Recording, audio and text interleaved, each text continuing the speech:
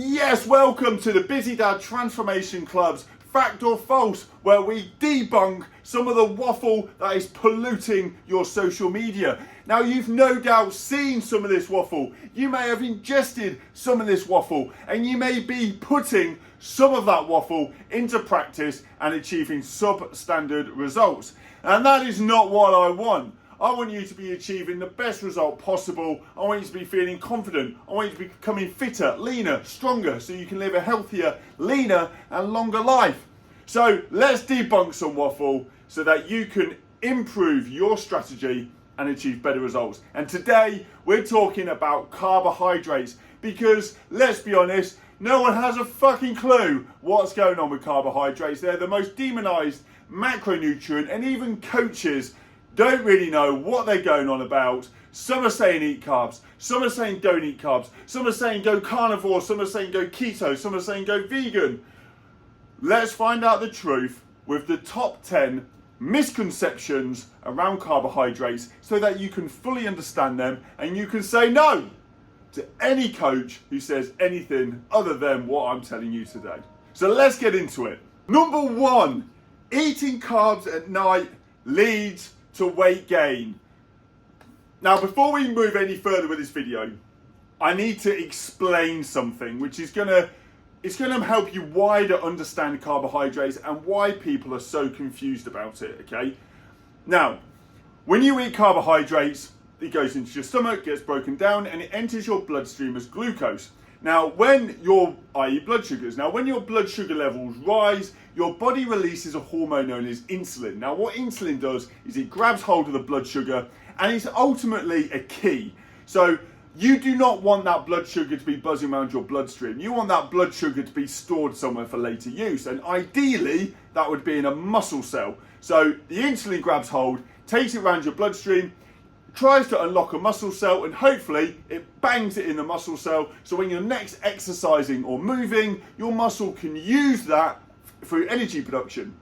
Now, if you're quite sedentary and you don't move a lot, chances are your muscles are already going to be pretty packed full of glycogen because it's not getting burnt. So what happens then is your fat cell is going to bail you out. So your insulin is grabbing hold of your blood sugar. It's trying to get it into a muscle cells. The muscle cells are saying no. So to get it out of your bloodstream, to stop your blood thickening with high blood sugar levels, your insulin is going to pack it into a fat cell. Now, this is where people get confused because they assume insulin is what causes fat gain, but it's not. It's a lack of movement and it's a lack of burning muscle glycogen. So that is why you've got the two camps. Some saying carbohydrates don't trigger weight gain. Others saying carbohydrates release insulin, which is the only thing that can store glucose into a fat cell. I hope that makes sense. So let's get stuck back into the first question. Eating carbs at night, does that lead to weight gain? I get out of the gym at 10 o'clock at night after I've been coaching people since 5 a.m. I go home, I have my dinner at about 11:30, and I go to bed at about 12.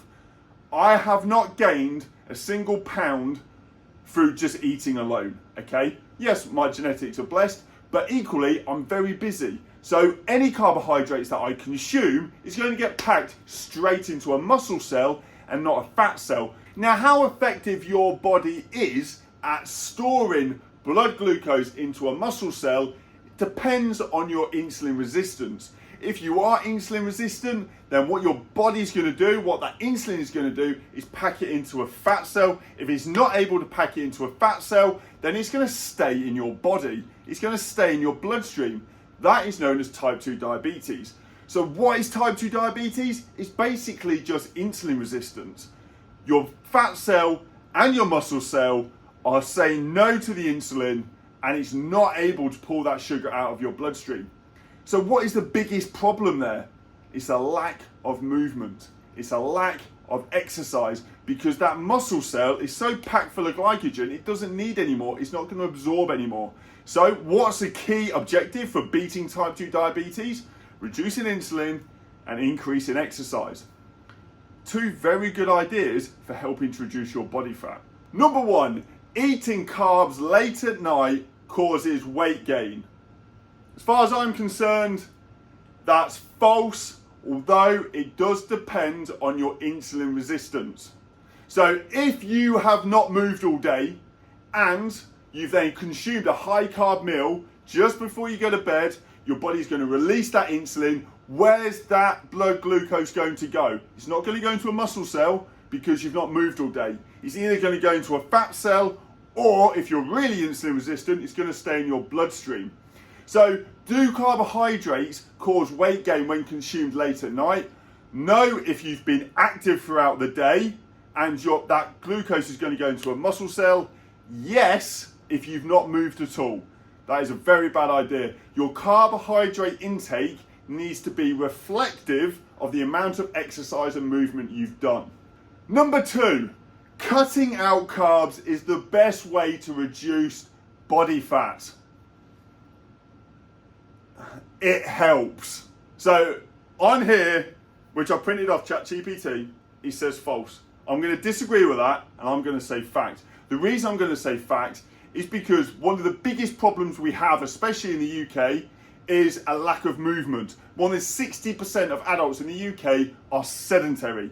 So if you are sedentary and you're not moving, there's no requirement for blood glucose to be stored into a muscle cell. Then reducing your carbohydrate intake and reducing your insulin release is going to have a profound effect on your body's ability to burn body fat. Okay? So again, it's a combination of which camp do you fit in. Will reducing carbohydrates make it different to your ability to burn body fat if you're active every day? Not necessarily, because the biggest variable there is the amount of calories that you're eating. As long as you achieve a calorie deficit, your body fat's going to come down. Is it going to have an impact if you're sedentary? Yes. So cutting out carbs is the best way to reduce body fat. It would be for someone who's not active. Number 3. Carbs are necessary for high energy workouts. Again, ChatGPT here says it's fact. I'm going to go against that and I'm going to say false. Now, if you have ever fasted, you would know that when you get to about 10 to 12 hours on your fast, your energy levels are high. And that makes sense, right? It's evolutionary. If you're in a fasted state, you want your energy levels to be high because you need the energy to go and hunt and get some food. So if we don't have what's deemed an adequate amount of carbohydrates in our diet, it is not going to impact your ability to go to the gym and train unless you're insulin resistant and you're not able to transfer blood glucose into the muscle cell. Then it may have an impact, okay? Now this is different for men and women. As a man, we can consume very little carbohydrates and we can operate effectively on proteins and fats. Whereas women, if they consume less than 150 grams of carbohydrates per day, that will impact hormone development and production. So again, it very much depends whether you're male or female. If you're a man, do you require carbohydrates for a high energy workout? No, we are very effective at burning fat for fuel. As a woman, yes, it will impact that and it will impact hormone production. So 150 grams of carbohydrates are recommended. So are carbs necessary for a high impact workout? ChatGPT says yes. I'm going to go against that and I'm going to say false. Number 4, are all carbs the same when it comes to fat loss? No. Carbohydrates all have an insulinemic response level to them. It's known as your glycemic load. So all carbohydrates are going to release insulin because all carbohydrates turn into glucose in the bloodstream, which your body needs to get rid of and it needs to store. Different foods create a higher blood sugar spike and a larger amount of insulin.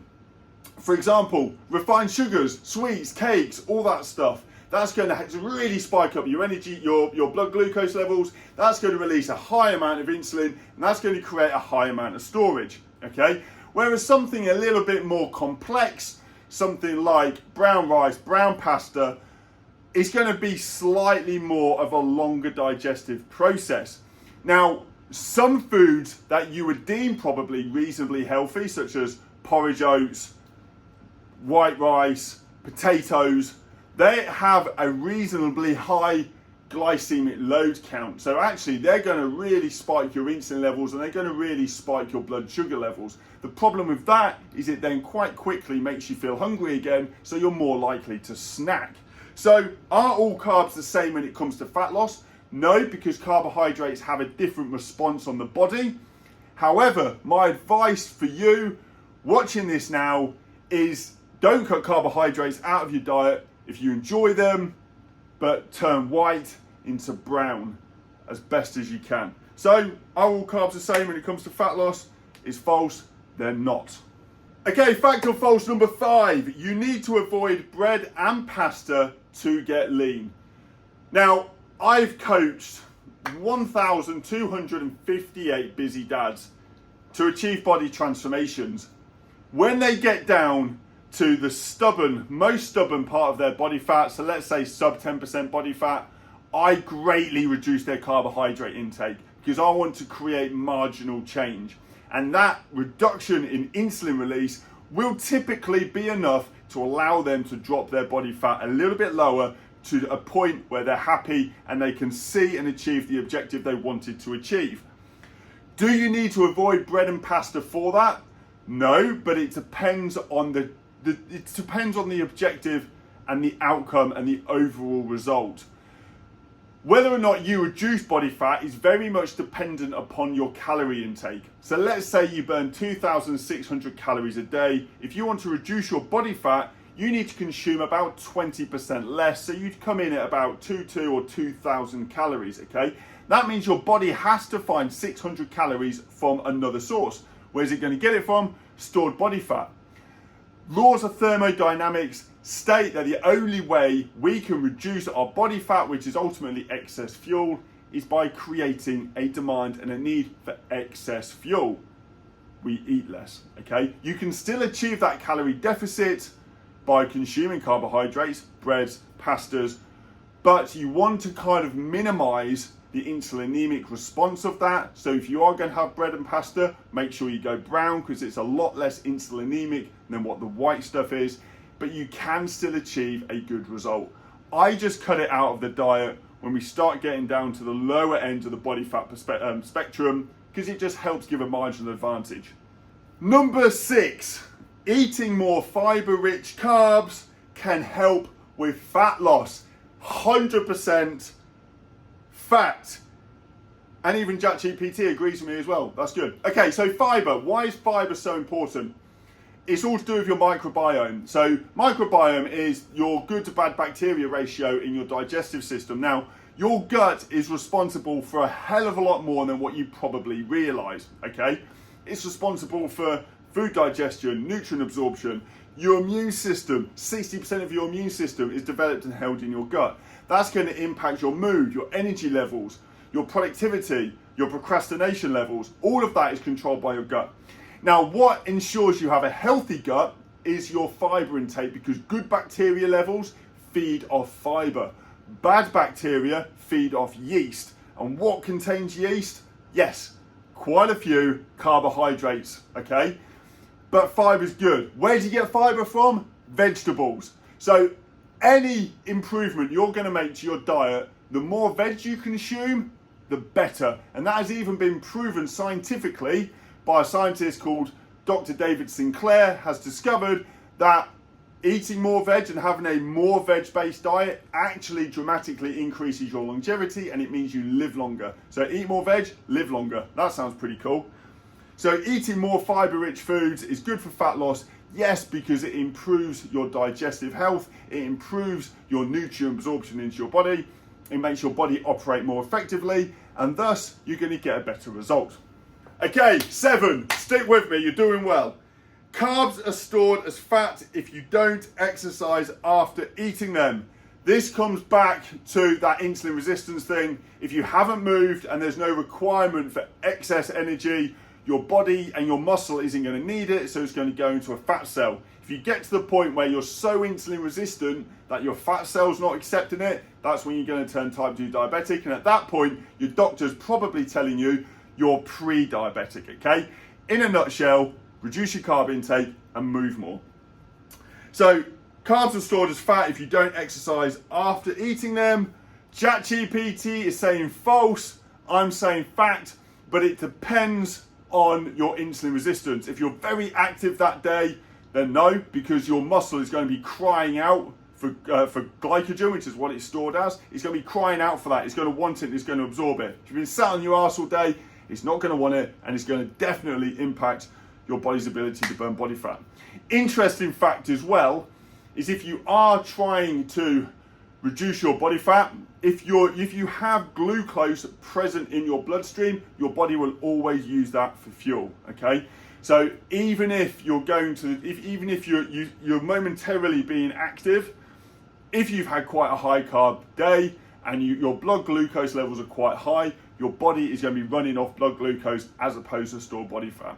Number 8, are low carb diets more effective for fat loss than a balanced diet? ChatGPT has this down as a false. I'm going to say fact. The reason why, I've coached 1,258 busy dads to achieve full body transformations.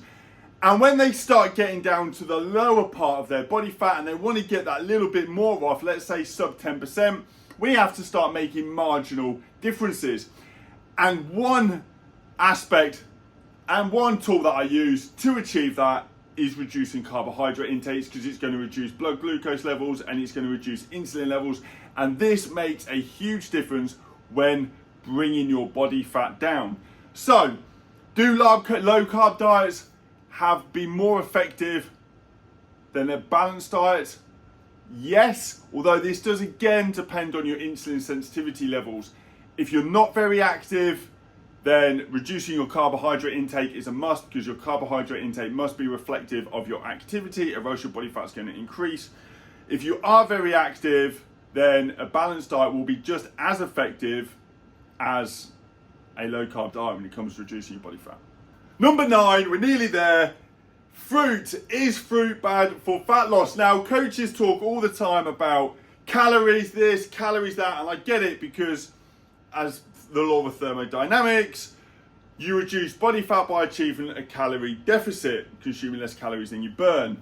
But what they don't talk about is the most important element when it comes to your diet, and that is, of course, nourishment. We eat food to get vitamins, minerals, to get all those micronutrients that our body requires for all its internal processes. We don't simply eat food for calories, okay? So fruit is dense, it's densely packed full of micronutrients which our body needs. So you should never turn around to anyone and say they should never eat fruit.